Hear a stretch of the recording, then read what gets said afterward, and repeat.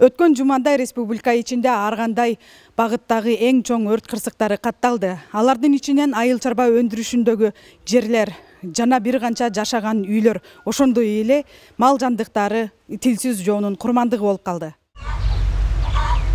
Трактор айдап иштеген Дөлөтбек Калыков 5 жыл бою мээнет кылып, жакында гана бүтүрүп кирген 2 кабат үйү жанындагы сарайдан чыккан өрттөн зыянга учурады. Пожар на бульдоге, горит зерно. Аламүдүн районунун жогорку жагында жайгашкан эгин таалада буудай жана арпа бышып калган кезинде күйүп кетти.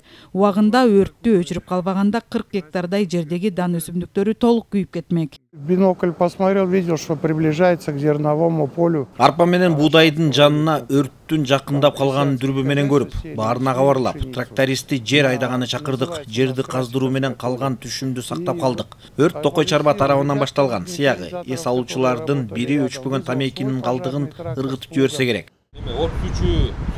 Өзгөчө Кырдаалдар министрлигинин айтымында акыркы 6 айда эң көп өрт кырсыгы Бишкек, Ош шаарларында жана Чүй облусунда катталып, жүздөгөн миллион сомдук зыян келген. 2022 жылдын 6 ай ичинде 976 өрт кырсыгы катталган.